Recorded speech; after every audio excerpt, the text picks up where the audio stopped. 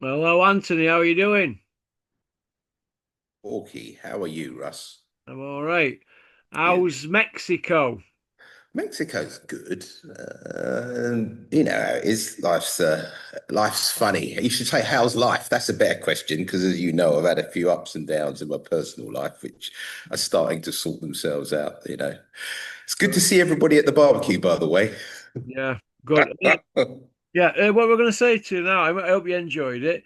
Yeah. Nice to see the chaps there. It was Marvin Hagler, what would he make of all this nowadays?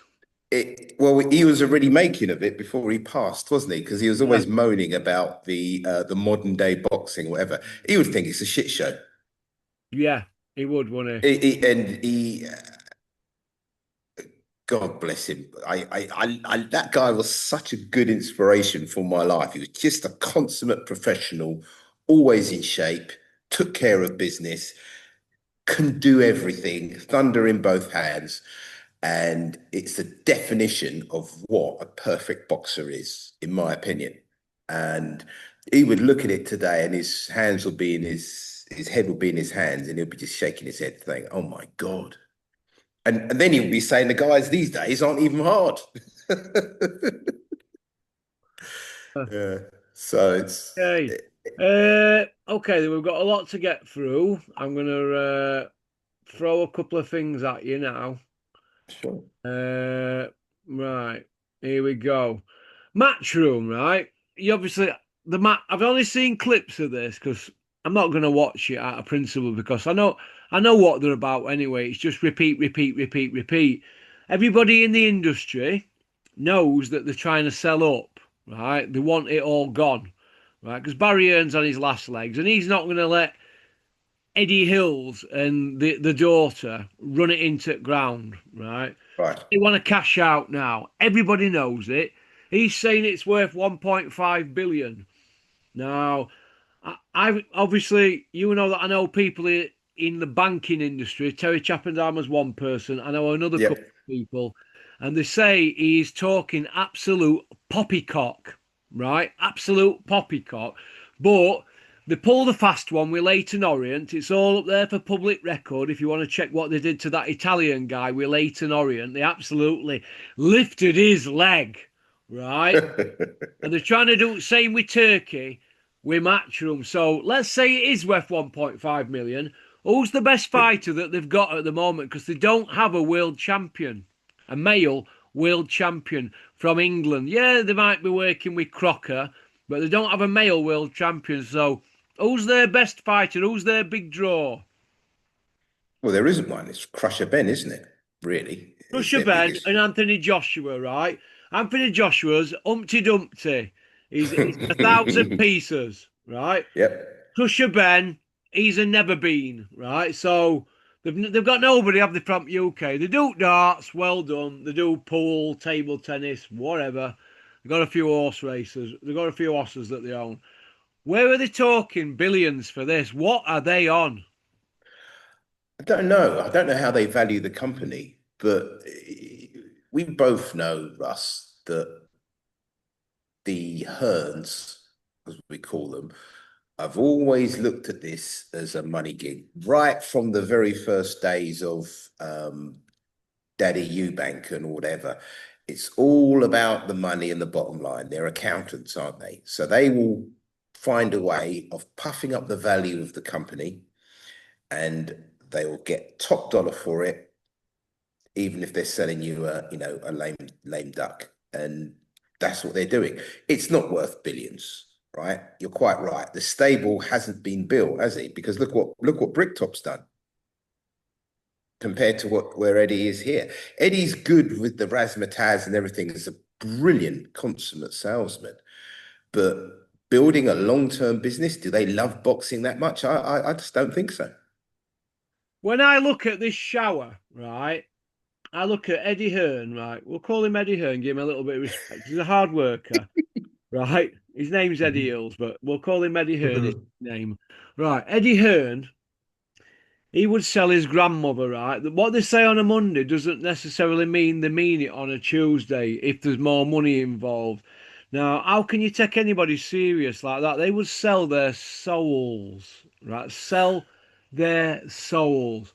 Well, Now, they couldn't even win a purse bid for Dalton Smith, 1.3 million. But yet they're supposed to be this billion-dollar company with DAZN behind them and Turkey and that.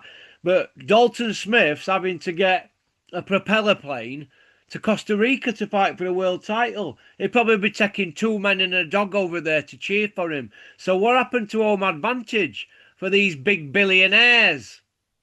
well, he's not really investing in boxing, is it? They're accountants. They're very, very difficult to get money out of.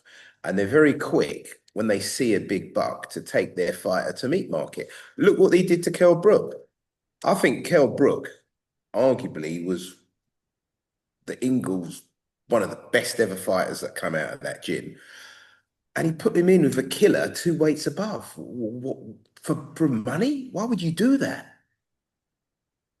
That's my view on it. I don't know. What do you think? That's what Eddie Hills is like. Well, He'll look talk what they did nice. to Kel. You're on about Kell Brook, right? He was Yeah, a dominant welterweight. Fair enough. yeah, Joe Dan, Frankie Gavin, and Kevin Bizier. They weren't killers. They were treading water fights, but Kell Brook were ready to be let off the leash. And then absolutely. they throw him in with Golovkin, and then turn around and say, "Well, if you get beat, you get paid. You're financially set up for life, and you've got your IBF belt to fall back on." That's not looking after a fighter. They didn't care for Kell Brook. They care for them.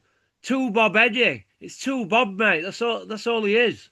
They don't Correct. care for fighters, just like they didn't care for David Allen, right? Right. When they said they matched the John Coffey offer. Don't work with Bricktop. We'll match that. Well, they didn't. They didn't care for David Allen. They left him in wilderness to get fat and get depressed and miss the best part of his career. And now they're making out they care for David Allen. But I think David Allen's woke up now. They don't care for David. That's true. Going back to the Kell Brook situation, I reckon that Kell Brook and what's the guy he fought? The guy with the Ferrari, he rolled his Ferrari, who lost to Crawford. What's the name of it? The one he lost to. He lost his title to. Can't remember the name. The Texan guy. Oh God, can't remember his name. Kell Brook Errol lost to the Spence. Texan guy. Errol Yeah, Spence. Errol Spence, right? I reckon that was a very winnable fight for Brook because even Errol Spence himself said that he gave himself a B- for that fight. Now, the problem is that he's facing a Kell Brook that's been held together with gaffer tape because he's already had one of his eye sockets smashed in from a killer from 2 weights above. Why would you do that to a fighter? Because in my opinion, Kell Brook was so fundamentally sound as a fighter, right? There was plenty of mileage in him. And I reckon even if he had lost to Errol Spence, I don't reckon that Errol Spence would have stopped him because Kell Brook's very, very good defensively, very good boxer, right? Works off obviously confidence. But the point is that when you put him into an absolutely shredding fight, you know and I know the fight is never the same. And to me, that is short-term gain for you sold him down the road. It's terrible. And that is what Matchroom's like. It's all a money thing. Sorry about that. No problem, mate.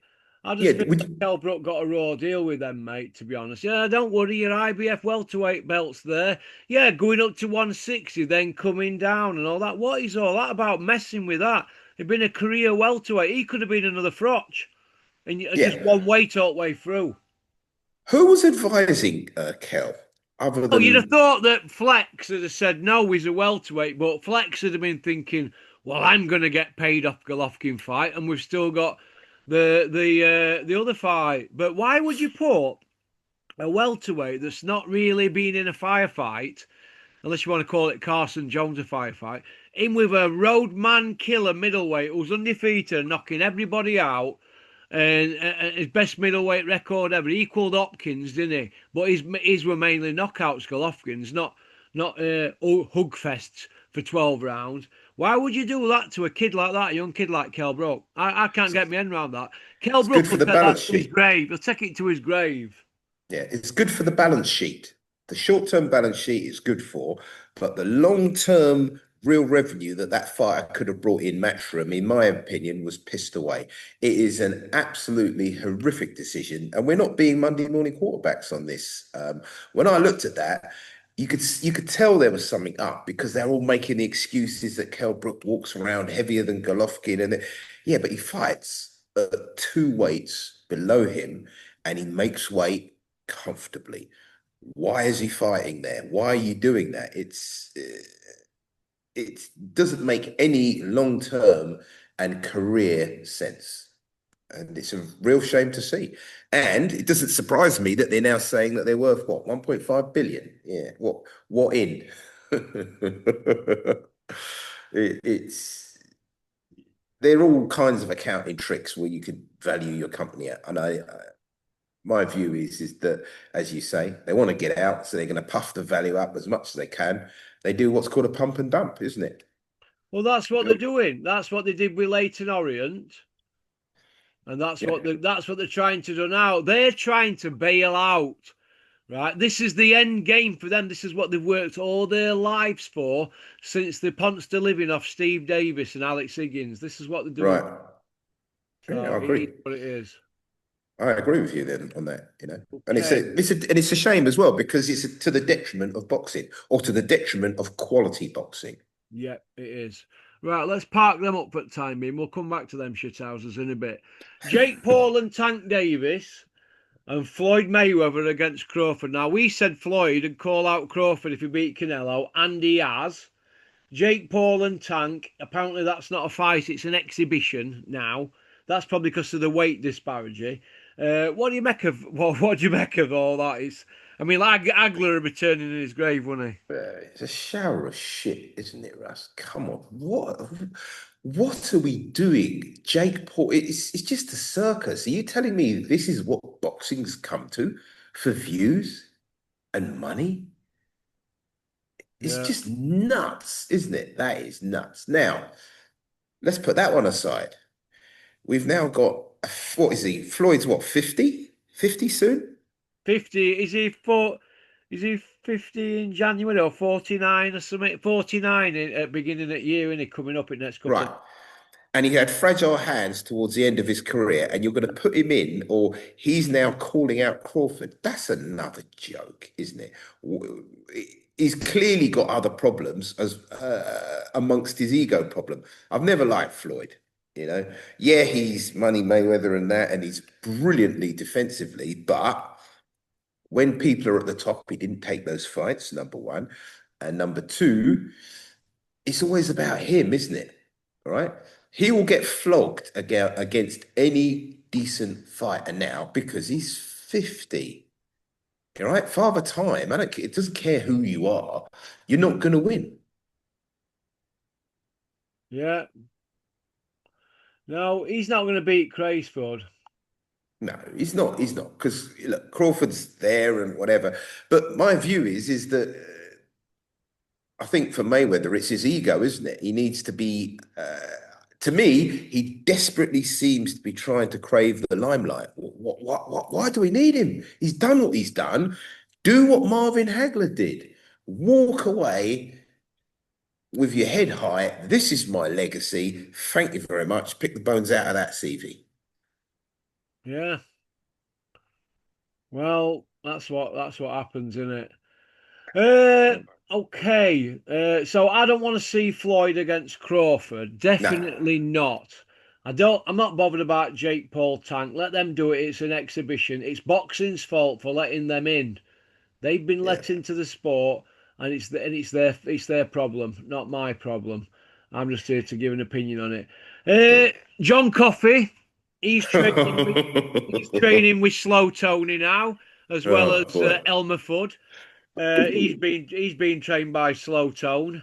What do you make of that link up and Sam Jones in the mix? Obviously, he's down as like the manager, blah blah blah, but he ain't really. He's just there to report back to Bricktop. What do you make of all that setup? Because the Warrens obviously don't get on with the Sims. Like that's a bit of a Correct. situation, It's, isn't it? it's, yes, it's an interesting one because Sims is normally the Matchroom fighters, isn't he?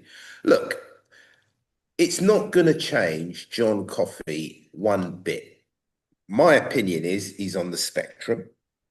And when you're on the spectrum, those type of people tend to have a single dynamic. And the single dynamic is if he's on top in a fight, he's going to do well. The moment it becomes very competitive, he then reaches his ceiling and then, literally does, when your computer just shuts down and freezes, that's what he does. And as soon as you can figure out what he does, you've got him beat because there isn't any grit. Like you were saying, I was listening to who you were talking to. I remember you're talking about Froch Groves one, when Groves had Froch battered from Yeah. pillar to post to pillar to post.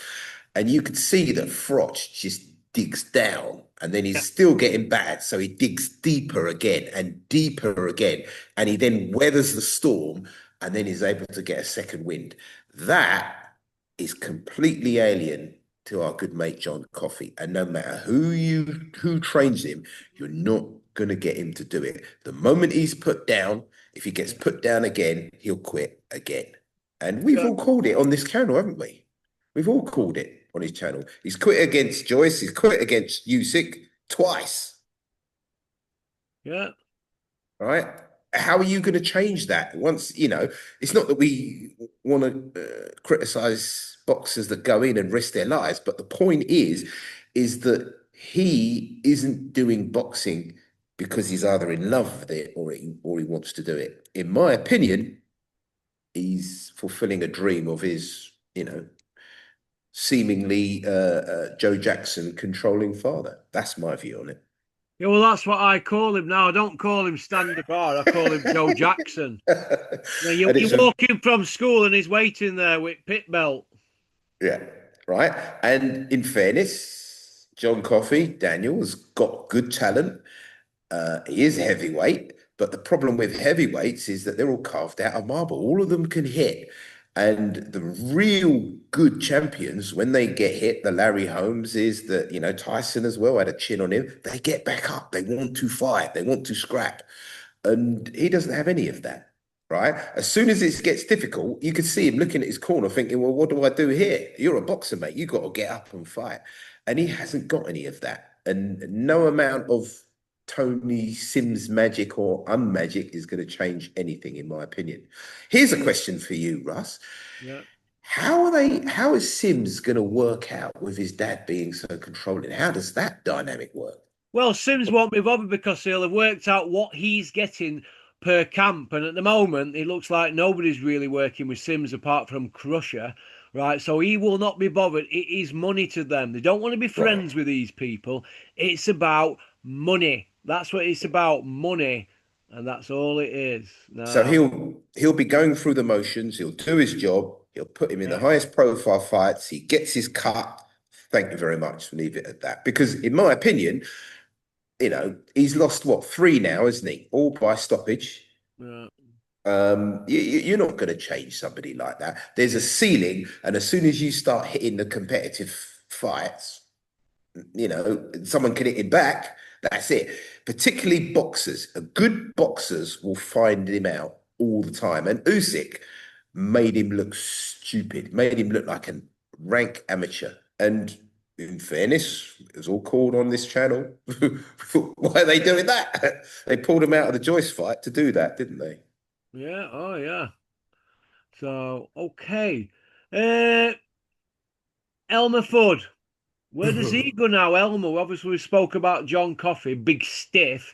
What about Big Elmer now and his dad, Daddy Fudd, with his Bosch doms? I mean, well, Bosch doms are condoms, but they call them Bosch doms. Where does he go now, Daddy Fudd? And is he still wearing a girdle? I don't look. I don't want to, I don't want to destroy myself looking. But that's a very good question, Russ. My view is that he's a Matchroom ticket seller, and all they're trying to do is wangle some sort of career where they're making the most amount of money. The problem is he's been found out. So the choice they have is that they either step him down a peg and actually develop him as a fighter, if he's got that, or Are they going to do the Lazy Rhino Part 3? I don't know. You Well, you know, don't put it past them, would you? Really? If no. Rhino gets flogged by Macbedoff, right? Where does Rhino go? Do they put him in with Dylan White and have that rematch and sell that as intense beef, or what say Dylan White's last fight was a crossover fight? Well, he's probably got about another 10 crossover fights. Derek Chisora's had 20 crossover fights in the last 10 years, so everything's a crossover fight, isn't it?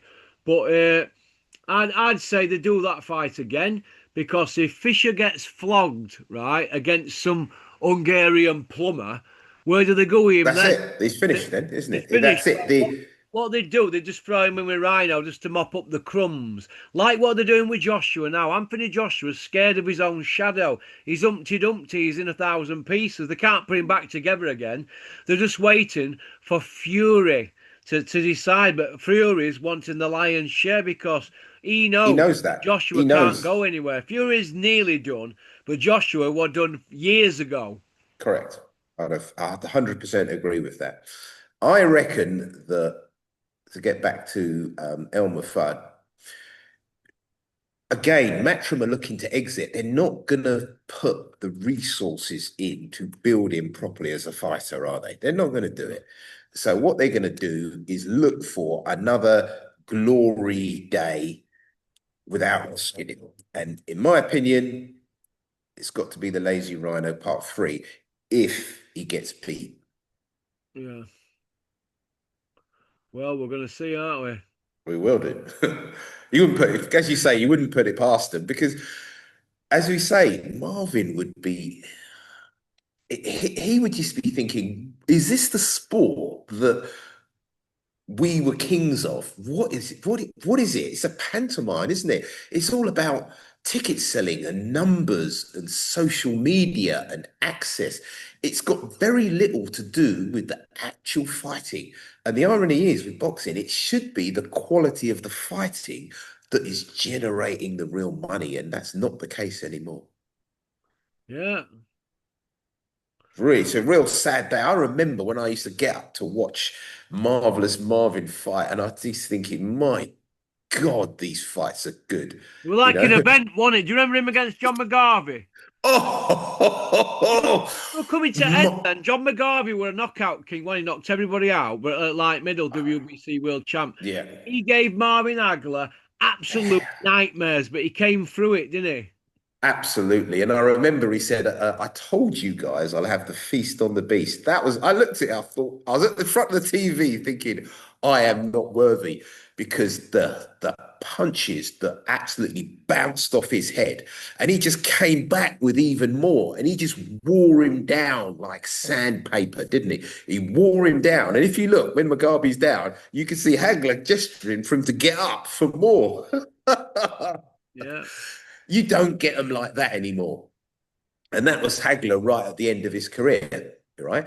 And fights like that, if people would watch it, I think round 4 and round 6 of those fights are just tremendous because John Mugabe was a very lethal puncher and he couldn't do anything with Marvelous Marvin whatsoever. Nothing. Got found out. And after then, his career went on a tailspin, isn't it? yeah, yeah. Okay. Well, we spoke about Elmer Fudd. I don't think Elmer's going to do anything. They're just trying to con the public. And what I personally think they'll do, they'll put him in a 6 rounder and they'll just keep putting him in with plumbers, doing loads of tickets and propping shows up for Eddie Hills. That's what I think they'll do with Big Elmer. Uh, Joshua and Fury, are we bothered about it now? Is it a bit late in the day? Fury's saying he wants $500 million for 2 fights because Canelo's on 150 a fight and he's saying he's a bigger star. What do you make of all that? Again, it's a shower of shit. Who was Tyson Fury? Who was his best win to be demanding that kind of payday? Who's his best win? Vladimir.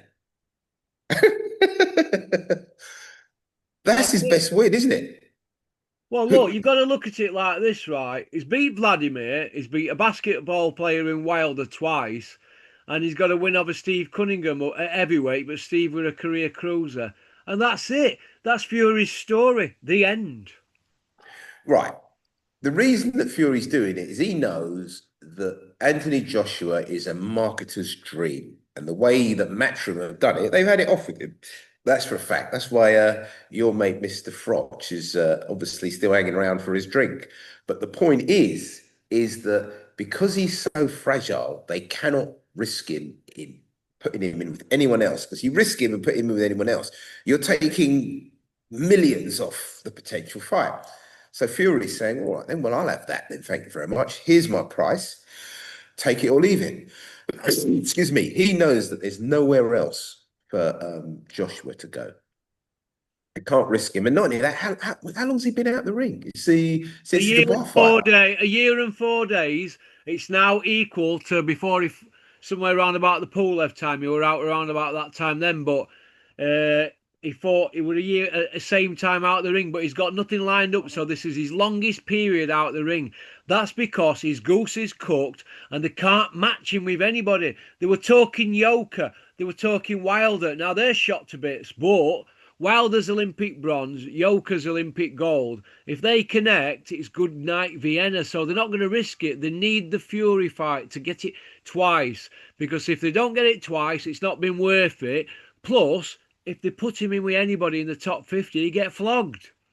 I'd agree. And you know what Fury's like. They love a pound note. So Tyson Fury's looked at that, he realizes that and says, right, this is the price. In my opinion, I'm not bothered, but I got the feeling I don't think it happens. What, I Fury don't think it. Joshua? Yeah, I don't think it happens now because what's Fury doing? He's going to come. Well, but then again, you know what they like. They can't leave a pound note on the table. Fury's I'm not been beat bothered. now, Anthony. He's not going to be bothered about more defeats. It's about piling money up now. Because every time Fury loses, if it's on points, he's just going to say he were robbed, and he'll just tell himself that. And the Fury fanboys will buy into it. The Luke Partridge Mafia, I call them. They'll buy It's into it. outrageous. Power, Fury power. They'll buy into this load of shit. They all buy into, oh, you were robbed, you were robbed, you were robbed. Do me a favour. YouTubers should be putting it on him and saying, you was not robbed, you was schooled. You're getting the word schooled mixed up with robbed. Yeah, he was soundly beaten by the middleweight rabbit, Yeah. quoting his words, soundly beaten, and should have been stopped in the first fight. But there you go. All right. Now, Billy Joe Saunders, he's coming back. Where's he coming back from? I saw the message that you mentioned to me, Pizza Hut or whatever. I don't know. Eat as much as you like, Pizza Hut. That's Well, where I've he's been from. told he likes pizza. I've been told he loves a good curry. So, Billy Joe, stop with this comeback talk. You've been hard at ring. I'm going to say jail then. You've been hard at ring 4 year, 4 month. You've got nothing lined up. Last time you were seen, you had a white fleece coat on. You look like Frosty the Snowman. Yeah, listen. He's not going to come back. He can't have the swagger that he had, and in my opinion, he quit against Canelo. No busted eye socket and all that. I'm not buying it. Sorry. Right? He's one of the characters in boxing that are less than likable. Right? Yeah. And he's doing a Naz, isn't he? Once he's got beat, that's it. Thank you very much. The allure and the mystique has gone. There you go. The feet's already there. He's busted his cherry. Thank you very much. That's all she wrote. He's not coming back. He's not stupid. Billy Joe is well out of shape. What weight is he going to come back at? Bridger weight? Bridgerweight. Bridger.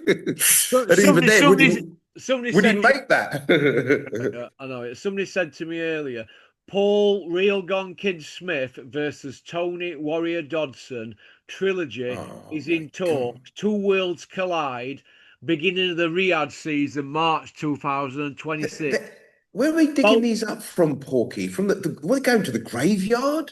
apparently they're putting the Bridgerweight division on notice. Tony Warrior Dodson and Paul Real Gone What Kid. are they 40s? It's ridiculous. Why are we having these fights? I can't. Again, what a noble sport, as you quite rightly say. Marvelous Marvin was always saying that us guys back then were not getting the credit from these newer guys. And what do these newer guys do? And he's dead right, because you've got all these old timers who are hanging about, and these promoters, uh, how are they doing it with a straight face? They're taking the piss, aren't they? Yeah, yeah, they are taking the piss. But these promoters, all they're doing now is rematch, rematch, rematch, rematch, repeat, repeat, repeat, repeat. That's what's going on because the cupboards are bare. Go and look at small old shows. Go look at Mark Bateson's next show. You've got 12 fights on, right? That's 24 fighters going at it, right? 16 of them are ranked outside the top 1,000. It's the lowest ranked BoxRec show ever to go on BoxRec. There you go. This is like in lots of sports, the top echelons get all the money and very little of it trickles down to actually preserve the quality and the integrity of the sport. Because surely for, prelims and for, to starting off these shows, we should have the hottest up and coming fighters that have been matched well, and we could see their talent. You could nurture their media exposure, and there you have it. Why are we getting old boys that have been knocked about and shouldn't be near a boxing ring, and they're just dug up from the latest graveyard for our entertainment? Why is it, Russ? Why is it that everybody in boxing seems to be just taking and taking and taking out, and nobody's saying, "Well, hang on a second, the cupboard's bare," as you say, and then they're all looking at each other saying, "Well, where's the next superstar going to come from? Where's the next big pay-per-view guy? Where's the next thing?" You've got to develop them. They're not going to be able to do that because this shower of shit that are finished, you know, all these that are well past the sell by dates, we know who they are, the Dylan Whites, the Chisoras, Joshua's, the Furies, the rest. Mayweather's. Joe So, Joyce is 40, yeah, Mayweather. They're not going to leave the sport, not while there's money on the table. They're going to try and wring every little bit of money they can out of each fight. I mean, look what Matchroom have done to Joshua. He doesn't know what day he is. I've been told he's a stumblebum now, like Derek Chisora and White Rhino. He can't string a sentence together. well, in my opinion, you could say that he was done after the first round against John Coffey. When you look and see how it was let go, but what's happened? Why can't the boxing board of no control draw a limit and say, well, we're not going to license them, we're not going to license them, simply for the good of the sport? Because when you're licensing nonsense like this, as you say, it takes all the money out of the sport through old tired names. And the point is that in the end, it has a medium and long-term effect of destroying boxing, right? People are going off to misfits now. They're doing bare knuckle nonsense, and what's happened to the science? Well, we looked at people like Sugar Ray Leonard. We looked at people like Marvelous Marvin. We looked at all these good fighters, the Usyks, more recently, who have absolute talent, Yeah.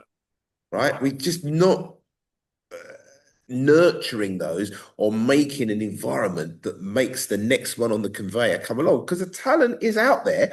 We just need to discover and uncover and discover. That's what we need to do. That takes money, it takes investment, and it takes foresight. Yeah, it does, mate. It does. Okay. Uh, Yui. Dylan White. Somebody said to me today. Apparently, there's Oh, been a back and forward. Yui's saying he'll fight Dylan White. Dylan White's saying he'd fight Yui, but money's got to be right. Where would you see that fight ending up for Dylan White and Yui? What would anybody be able to pull the trigger? I don't think so, because I don't like Huey Fury's style anyway. Yeah, Um, Dylan White is just shot, isn't he? He's finished. And as you say, it smells so bad to have him back in the ring. You know, he was he 4-time drug cheat. We need him gone. yeah, yeah. right? He's I don't like full-time it drug as a cheat. fight. Full-time drug I cheat. wouldn't watch that as a fight. I wouldn't watch it.